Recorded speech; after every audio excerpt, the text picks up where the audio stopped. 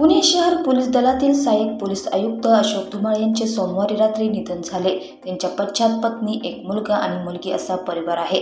अशोक धुमाळ कात्रज परिसरात वास्तव्यास होते। 15 जानेवारी रोजी पाय घसरून 3ऱ्या मजल्यावरून खाली पडल्याने ते जखमी झाले होते। त्यांच्या पायाला आणि बरगड्यांना फ्रॅक्चर झाले होते। त्यांच्यावर भारतीय विद्यापीठ रुग्णालयात उपचार सुरू होते। त्यांच्यावर शस्त्रक्रिया करण्यात आली होती। प्रकृतीत सुधारणा झाल्यानंतर साध्या वॉर्डमध्ये शिफ्ट करण्यात आले होते, परंतु प्रकृती अस्वस्थ झाल्याने त्यांना 3 दिवसांपूर्वी रुबी हॉल क्लिनिकमध्ये अतिदक्षता विभागात दाखल करण्यात आले होते। श्वास घेण्यास त्रास होत असल्याने त्यांना व्हेंटिलेटरवर ठेवण्यात आले होते। सोमवारी रात्री 9 वाजण्याच्या सुमारास धुमाळ यांनी अखेरचा श्वास घेतला।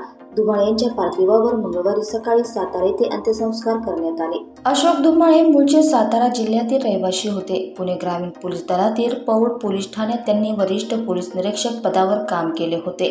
पदोन्नतीनंतर त्यांच्याकडे पुणे शहर पोलीस दलात फरासखान विभागाच्या सहाय्यक पोलीस आयुक्तांचा पदभार सोपवण्यात आला होता। शांत, संयमी आणि सुस्वभावाचे अधिकारी म्हणून ते परिचित होते।